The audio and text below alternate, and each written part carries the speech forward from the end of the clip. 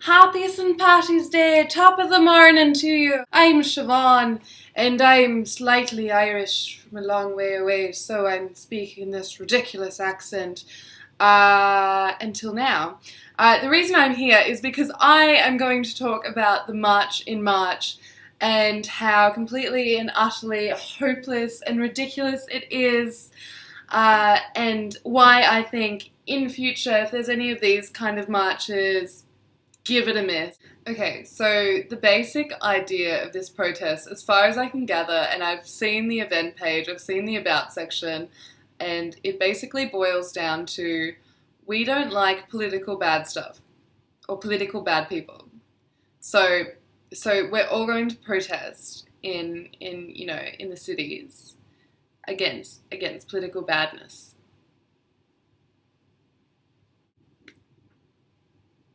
I really feel like it's insulting my intelligence to say that it's a general protest.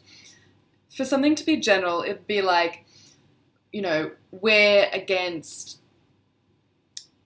detention centres. That is a general protest because you can have your own solutions, you can have your own model, you can have, all these different things. But you're there standing together against detention centres.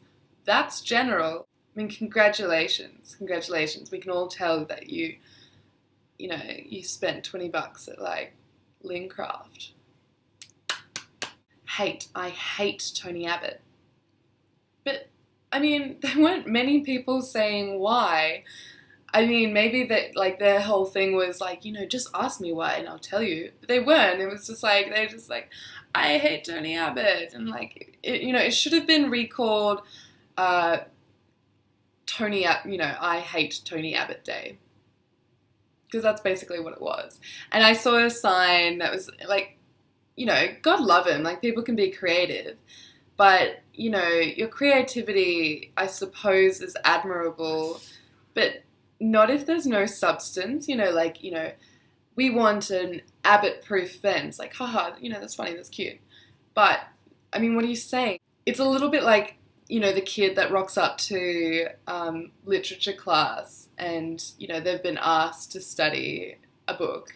And they said, oh, what did you think about the book, little Jimmy? And little Jimmy just says, like, I hated it. And the teacher's like, oh, okay, good insights. But maybe you can use that glitter glue for good. It's a thought. What really annoys me about, having like a family outing to a protest is when parents give their child a sign to take a photo with. Because I get it, because people go, oh, that's so cute. And particularly if you agree with it, you're like, yes, that 4-year-old has totally got it right. That 4-year-old is so switched on. Oh my God, that's, read my mind. Like, and it's 4 years old. Like, obviously, that kid didn't make the frickin' sign. So I just think they're using their children. It's kind of exploitation. I feel a little bit used, like a little bit cheap. Like I'm just there as a gimmick. Like, a sign holder could have, like a stand could have, or a box could have done the job that I did on that day. So yeah, don't involve your kids. If you've got something to say, like, your message should be so clear that it's obvious to everyone. And if it is creative and it is funny, it will gain attention on its own. You don't need a freaking kid to say what you need to say for you. Apparently, Tony Abbott reminds a lot of people of male genitalia. Penises. So a lot of penises in the photos, and all the people making the points were like, oh yeah, like you showed him, and how funny is that poster, and oh my God, best picket ever, yes! Penises everywhere, all around Tony Abbott, or like Tony Abbott's body is a penis, just his head, or his head, and then like penises like flying up around his head like Medusa's head. So it's okay to have a whole bunch of pictures of Tony Abbott and penises, or Tony Abbott as a penis, and yet calling Julia Gillard a witch is completely sexist and unacceptable. For the record, I do believe calling somebody like a gender specific, using gender specific insults like is disgusting and shouldn't be used. In fact, I think all just like stupid attacks shouldn't be used anyway if if you're going to maintain some degree of credibility.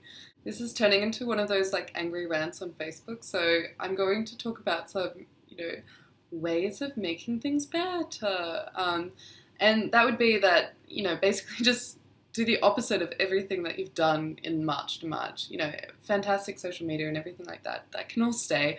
Obviously, just have a more targeted and specific message. It just gives yourself more credibility, and people there will feel like they're contributing towards something. They're not just venting, because anyone can vent. That's why we have social media, so people just like vent. It's got to be more than that. Second is, I'd leave the kids at home with a babysitter, or get someone to mind your kids, because if they're too young to have a proper argument and to defend their argument, then they don't need to be there.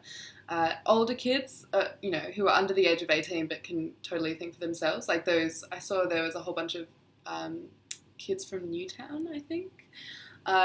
Maybe starts with N but not Newtown. Anyway, I think they were from Newtown, but they had their own like contingent there, and that's great. Obviously, they're technically children, but they were allowed to be there. Cool, no worries. Still thought their posters were crap. They didn't actually say anything. But yeah, so leave kids at home,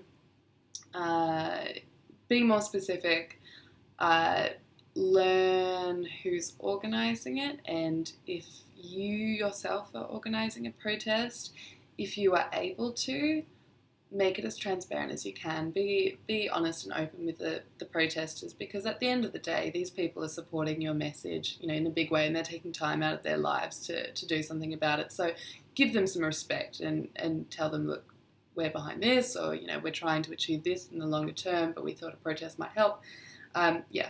So there ends my little rant. So please tell me what you think. Not of me, what I look like, my kitchen in the background, but hopefully what I've talked about. Thank you very much. Bye.